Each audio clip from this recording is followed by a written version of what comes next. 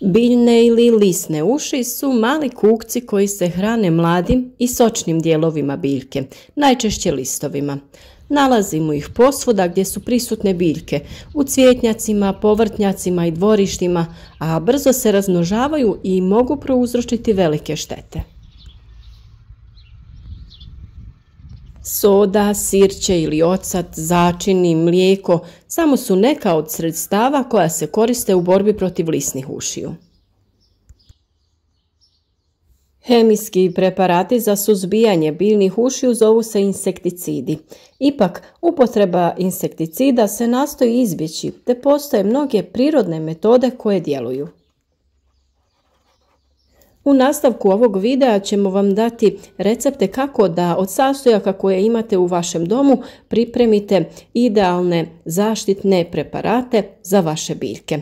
Može to biti sirće, bijeli luk, začini, soda bikarbona te neizostavna žara. Postoji nekoliko metoda rješavanja problema lisnih ušiju. Prva metoda je ispiranje ili fizičko uklanjanje lisnih ušiju. Listove, dijelove i stabljike koji su pogođeni može se odrezati, isprati mlazom vode ili poprskati nekim šećernim sokom kako bi se biljne uši isprale s biljke ili zalijepile za nju. Naravno, tu su pripravci od korisnih biljaka poput žare ili koprive te pelina. Ove biljke su izvor prirodnih pesticida. Još jedno rješenje je sađenje korisnih biljaka u blizini biljaka koje napadaju biljne uši, poput lavande, korijandera ili nevena. Također je tu i opcija korištenja insekata i ptica kao prirodni obrambeni mehanizam protiv lisnih ušiju. To su bubamare, muhe ili stjenice. Njih morate na neki način privući u vaš vrt kako bi one obavljale svoj posao. Kako ne bi koristili hemijske preparate, postoje i drugi načini borbe. Prvi je naravno pomoću koprive ili žare. Vjerujem da je mnogima poznato da kada naberete žaru ostavite da stoji jedan dan namočena u vodi, 24 sata, u plastičnoj ili drvenoj kanti, nikako metalnoj, može se koristiti kao insekticid u borbi protiv ušiju. Žaru možete potražiti na rubovima šuma i u blizini potoka. Potrebno je nabrati 1 kg mladih listova, potopiti u 10 litara vode. Listove možete izrezati, to jest usitniti, kako bi potaknuli bržu razgradnju. Nakon što listove prekrijete vodom, na kantu možete staviti običnu krpu kako ne bi skroz obustavili dotok zraka. Nipošto nemojte hermetički, to jest sa poklopcem, zatvoriti kantu. Nakon što ste lišće prekrili sa vodom, ostavljate ovaj pripravak da stoji najmanje 12, a optimalno bi bilo 24 sata i onda je vaš pripravak spreman za korištenje. Ukoliko ovakav pripravak ostavite da stoji duže, nekih 10, 15 ili 20 dana, tada ćete imati odličnu prihranu za vaše biljke.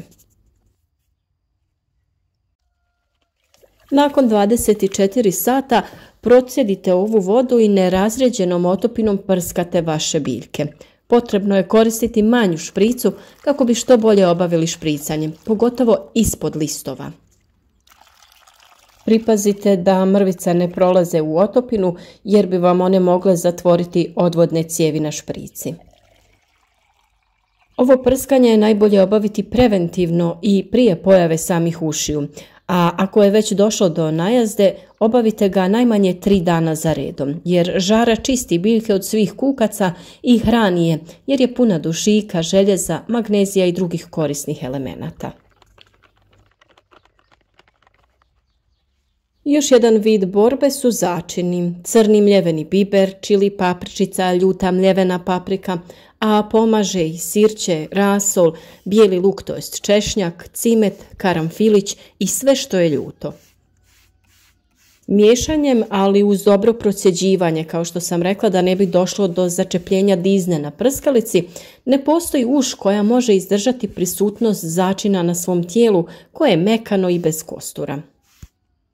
Doze se mogu slobodno određivati, jer što je ljuće, to je bolje. Treba samo paziti sa sirćetom i rasolom da ne bi došlo do paleža lista. Preporučena količina je 2 litre rasola u prskalicu od 10 litara vode, znači 2 litre rasola i 8 litara vode. Ili 1 litra octa ili sirćeta u 10 litara vode. Potrebno je da sirće bude ono kupovno od 9% alkohola ili jabučno. Češnjak također uništava uši. Važno je da se češnjevi izrežu i potope 1 ili više dana u toploj vodi kako bi se otpustio sumpor i alicin. Omjer je 100 grama češnjaka na 10 litara vode. 2 litre te otopine razrijede se sa dodatnih 8 litara vode prije korištenja. U ovu otopinu se može dodati i malo crvenog luka. Ovo povrće može se miješati i sa ljutom paprikom, biberom i čilijem, jer tada efekt bude intenzivniji. Količinu pripravka naravno možete prilagođavati svojim potrebama. Ono što je najvažnije kod ovakvog tretiranja biljaka protiv lisnih ušiju jeste da sredstvo dođe i na naličje lista, dakle ispod uvrnutog dijela, jer nema učinka ako se primjeni samo na vanjskoj strani. Naravno i mlaz iz prskalice trebao bi biti vrlo jak. Upravo to je i često razlog zašto tretiranje mnogima ne uspije. Zbog slabe pokrivenosti, odnosno nedostatka sredstva unutar ukovrčanih, to jest savijenih listova. Protiv lisnih ušiju, hrđe, grinja, gusjenica i mrava u 10 litara vode, a najbolje kišnice, potopite 300 grama svježih listova i cvjetova pelina ili 30 grama suhog pelina. Postupak je vrlo jednostavan. Ostavite pelin da se namače u toj vodi 2 do 3 dana, nakon čega je tekućina spremna za prskanje. Jednostavno je procjedite, dodate u prskalicu i tretirate vaše biljke. Još jedan način borbe jeste mlijeko. Domaće, nekuhano, nikako kupovno. U dozi 1 litra na 7 do 10 litara vode. Mlijeko guši ličinke, oslobađa i sumpor koji isparava na višim temperaturama i tako uništava uši.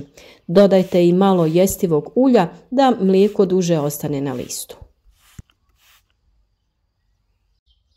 Još jedna dobra i provjerena metoda borbe protiv lisnih ušiju su ocat i soda bikarbona. Preporučena doza je 100 ml octa, 20 g sode bikarbone i 5 litara vode. Ocat i soda se dobro promiješaju, dodaju u vodu i bitno je što bolje okupati biljke. Uz veću količinu pripravka ličinke će biti isprane sa i unutar listova jer će im se osušiti medna rosa.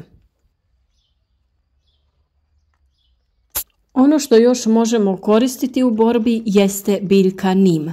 Riječ je o novim ekološkim insekticidima koji se dobivaju od nim biljke svetog drveta u Indiji, a djeluju na sve stadije uši.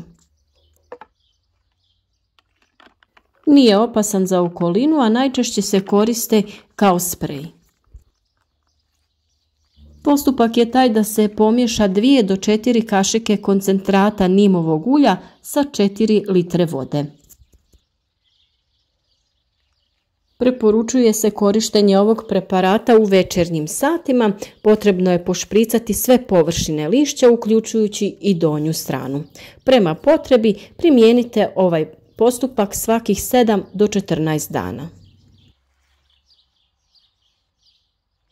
Prirodna sredstva su vrlo učinkovita, samo se treba utrošiti više vremena na pripremu, ali imajte na umu da vrijedi.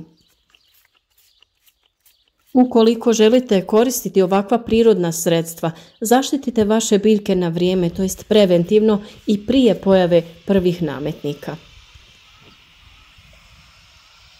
Na ovaj način štitite pčele i korisne kukce u vašem vrtu.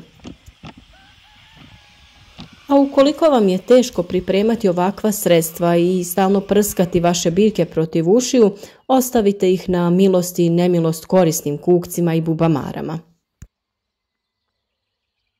Možda prvo vrijeme nećete vidjeti neki učinak, čak možda ni prve godine, ali kasnije će ga sigurno biti. Odnosno, populacija korisnih insekata vrlo brzo nakon cvjetanja biljaka može uspostaviti kontrolu nad lisnim ušima. Ako se poneki list i osuši, to nije ništa strašno. Ne težite za perfekcijom, jer to znači primjenu hemije i smrt za mnoge korisne organizme.